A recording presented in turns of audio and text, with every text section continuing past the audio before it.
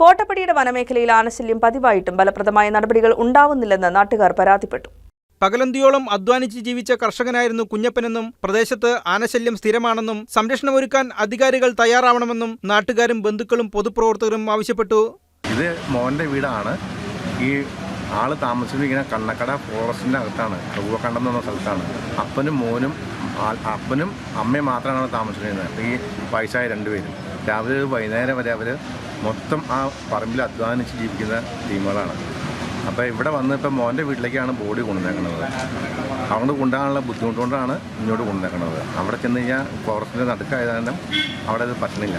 അതുകൊണ്ടാണ് നമ്മൾ കൊണ്ടുവന്നത്. ഇന്നലെ ഒരു 8:15 കൂടിയാണ് ഒരു 3 ആന അവിടെ വന്നു. ഫോറസ്റ്റിലേക്ക് വിളിച്ചു പറഞ്ഞു, ഇങ്ങനെ ആന വന്നിങ്ങനെ അവളെ ശല്യം ചെയ്യുകയാണ് എന്ന് വിളിച്ചു പറഞ്ഞു. അപ്പോൾ ഈ ഇങ്ങേരെ ഇറങ്ങി ആനനെ ഓടിക്കാൻ വേണ്ടി ഇറങ്ങിയതാണ്. ഇറങ്ങി കഴിഞ്ഞപ്പോൾ ആന ചിഹ്നം വിളിച്ച് തിരിച്ച് ഇങ്ങോട്ട് എത്തി എന്നുള്ളതാണ് എൻ്റെ അറിവ്. എന്നോട് പറഞ്ഞേക്കണനുസരിച്ച് എൻ്റെ കൊച്ചിൻ്റെ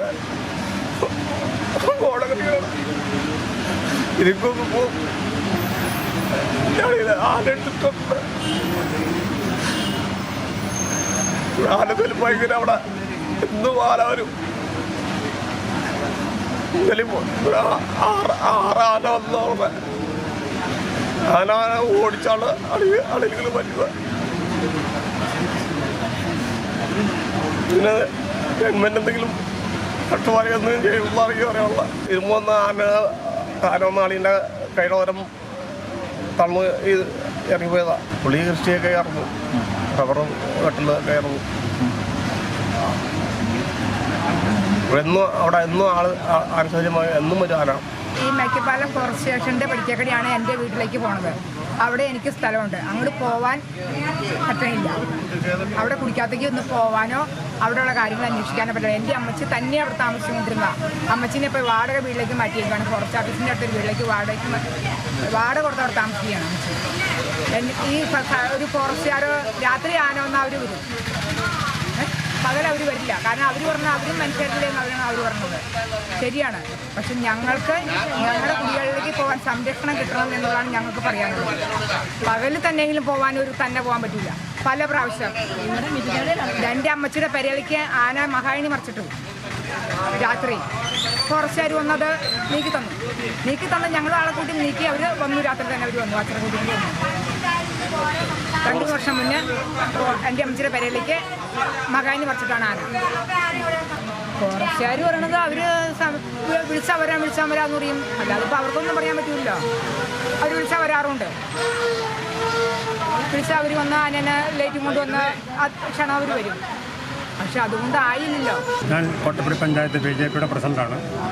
കോട്ടപ്പടി പഞ്ചായത്ത്, പിണ്ടിമന പഞ്ചായത്ത്, വേങ്ങൂർ പഞ്ചായത്ത്, ഈ 3 പഞ്ചായത്തുകളെ ഉൾക്കൊണ്ടിരുന്ന കോട്ടപ്പാറ വനമേഖലയിൽപ്പെട്ട സ്ഥലമാണ്. 6-7 വാർഡുകൾ, ഏകദേശം 7ഓളം വാർഡുകൾ സ്ഥിരമായി വന്യമൃഗശല്യങ്ങളുടെ ലിസ്റ്റിൽപ്പെട്ട മേഖലകളാണ്. ഇപ്പോൾ ഫെൻസിങ് ഇടുന്നതിലേക്ക് വേണ്ടിയിട്ട് നമ്മുടെ സർക്കാർ 3.71 ലക്ഷം കോടി രൂപ മുടക്കി.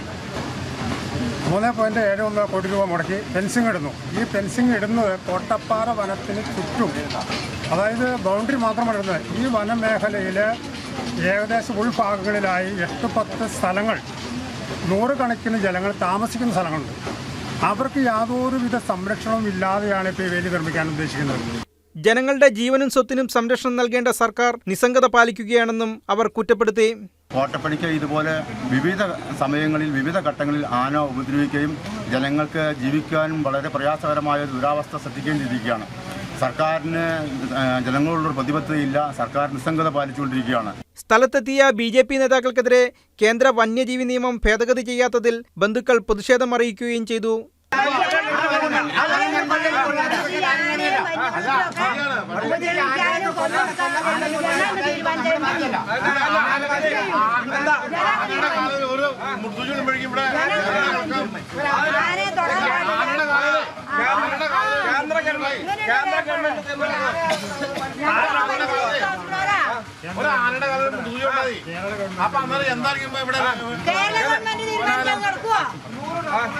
കേന്ദ്ര ഗവൺമെന്റ് ഒരാളെ തല്ലിക്കൊന്ന ഇവിടെ സർക്കാർ